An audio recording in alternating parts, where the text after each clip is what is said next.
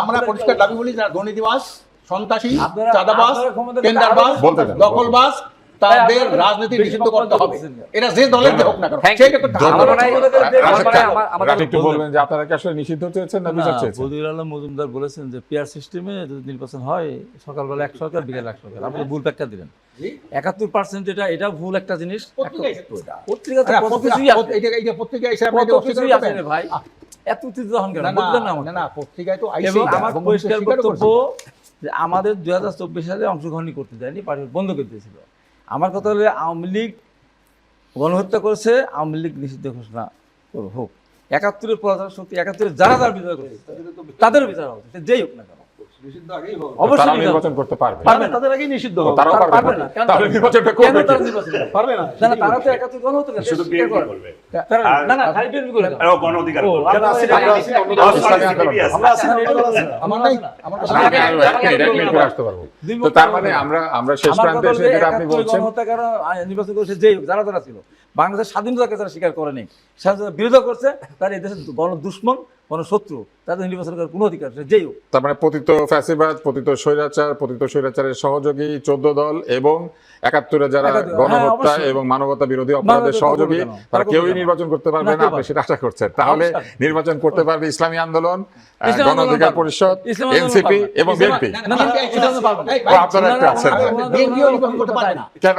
আচ্ছা বিএনপিও নাকি পারবে না? আমরা একটু এখানে স্বাধীনতা বিরোধীর হাতে ওনারা শাহজিজকে ওনারা প্রধানমন্ত্রী বানাইছে, আব্দুর রহমান বিশ্বাস রাজাকার ছিল তাকে প্রেসিডেন্ট বানাইছে, আব্দুল আলমকে মন্ত্রী বানাইছে, আর জামাতের হাতে পতাকা তুলে দিয়েছে বিএনপি। তারা এই সহযোগী স্বাধীনতা বিরোধীদের সহযোগী হিসেবে বিএনপি নির্বাচন করতে পারবে না।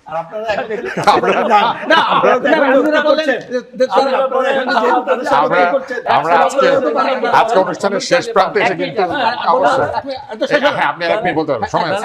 আমি 1 মিনিট বলবো না, 1 মিনিটই কিন্তু 1 মিনিটই কিন্তু। হ্যাঁ 1 মিনিট। সেটা হলো যে এখন ওনারা সহযোগী ছিল আওয়ামী লীগ। কি বলবো? এটা জবাব দেবো না, আমার কথাটা আমি বলবো। রাশেদ আপনার কাছে এবং জামাতের কাছে সবার শেষে আছে, কারণ আপনাদেরই শুধু কোনো অভিযোগ নাই, আপনারা কারোর সাথে সহায়তা করেন। রাজনীতিবিদরা অনেকটা হয় কি, যখন নীতি হারাই ফেলে তখন জানা জানা কথা বলতে। আচ্ছা শোনেন, 1 নম্বর হলো শোনেন, 14 সালে আমাকে বলতে পারবে, 14 সালে আমরা একটু বলতে দিই, আমরা একটু বলতে দিই। 14 সালে হাবিব ভাইয়ের নির্বাচন যায় না, আমরাও যাই না। 18 সালে ওনরাও গেছে, আমরাও গেছি। আমরা করছি কি 10:30টার দিকে আমরা বর্জন করছি। ওনরা করছি কামাল হোসেন নেতৃত্বে ঐক্যফ্রন্টের নামে 6 জন এমপি যাইয়া আওয়ামী লীগকে বৈধ দিল 23 সাল পর্যন্ত। ওনরা কিন্তু দিল। তাহলে আমরা যে নির্বাচন বর্জন করলাম, ওনারা কিন্তু আওয়ামী লীগ বৈধ দিয়েছে। মহিলা হলো শোনেন, এরপরে হলো বলে যে স্থানীয় নির্বাচনে আমরা প্রার্থী দিচ্ছি, ওনারাও দিয়েছে। কেন এই ডাক্তার শাহাদাত কিসে? ডাক্তার শাহাদাত কোন জায়গায় এসে স্থানীয় নির্বাচন?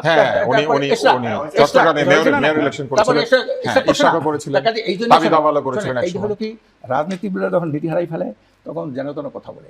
বিএনপির সাথে আমরা ফেসিবাদ আন্দোলনের সাথে, আমি ছিলাম আমার দলে মানে এই বলে আহ্বায়ক ওই যে লিয়াজো কমিটির, বিএনপির সাথে অনেক বৈঠক হয়েছে, রুদ্ধদ্বার বৈঠক, গোপন বৈঠক, এই দেশে অনেক কিছু বৈঠক হয়েছে। তাদের সাথে বৈঠক হয়েছে কেন? আওয়ামী লীগকে হটানোর জন্য। আওয়ামী লীগ হটাই না, কিন্তু আওয়ামী লীগের সবচেয়ে পাকাপোক্ত লোক বসে আছে তার পদত্যাগের দাবি যখন আমরা দাবি করলাম, তখন বিএনপি রেখে ফেরত হলো না, ওনারা করা যাবে, সাংবাদিক শুনতে হবে।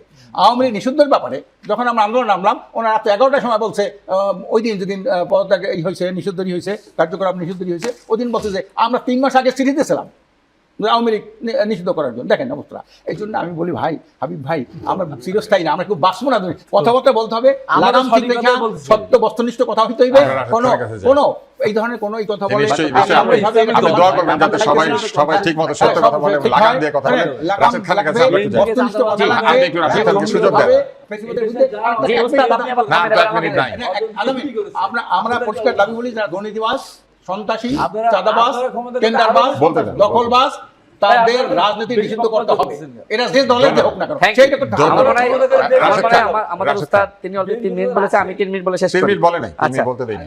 দেখেন, আমার মনে হয় এখন সেই বাস্তবতা নাই জাতীয় পার্টির পক্ষে কি অবস্থান নেবে।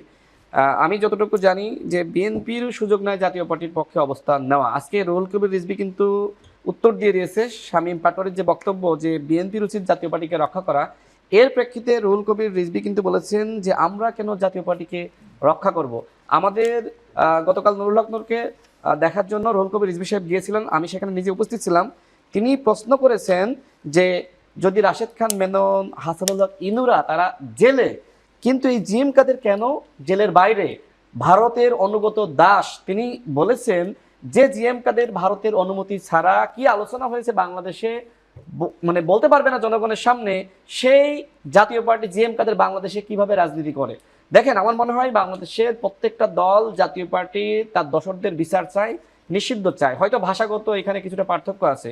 আর ভাই যেটি আরেকটি কথা বলেছিলেন যে সেকেন্ড লার্জেস্ট পার্টি হলো জাতীয় পার্টি, এইটার কোনো বাস্তবতা বাংলাদেশে নাই। জাতীয় পার্টিকে আওয়ামী লীগ একটি গৃহপালিত দল বানিয়েছিল। এখন ভারতের সহযোগিতায় মূলত জাতীয় পার্টির কাঁধে ভর করে আওয়ামী লীগকে ফিরিয়ে আনতে চাই এদেশের কিছু গোয়েন্দা সংস্থার লোকজন এবং ভারতীয় র। যে একটা প্রশ্নের শুধু উত্তর দেন, সেটা হচ্ছে যে এখানে আলোচকরা প্রায় সকলকে নিষিদ্ধ করার দাবি তুলেছেন, তো সেক্ষেত্রে আর কিছু বাকি থাকে না। আপনার কি মনে হয় যে শেষ পর্যন্ত আর কে কে থাকবে? আচ্ছা, আমি শেষ করি উস্তাদ, আমি শেষ করি। কারণ আমাদের আশরাফুল হাকিম সাহেব বলেছেন যে বিএনপিকে নিষিদ্ধ করে দিতে হবে।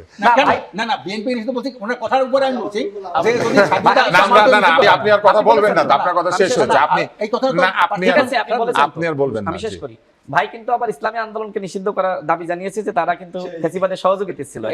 এটা নিজেদের মধ্যে জাস্ট একটা খোশ গল্প বা ইয়ার্কি, কিন্তু বাস্তবতা হলো এই বাংলাদেশে মনে করেন জাতীয় পার্টিকে সুযোগ দেওয়া হলো, আমার কথার কথা, সরকার নিষিদ্ধ করলো না, সুযোগ দেওয়া হলো।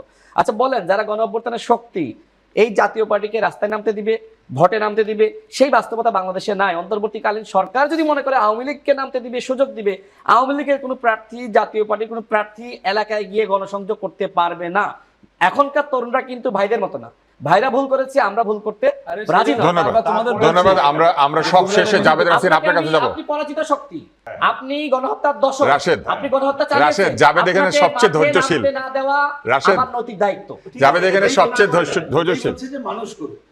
আপনারা যদি জাবেদকে কথা বলতে না দেন তাহলে আমাদের দায়িত্ব এটা। আমরা কি গণহত্যার দশকে আবার ফিরে আসবো? এটা কি সম্ভব? আমরা এইখানে এসে আসলে আপনাদেরকে থামতে হবে। আমি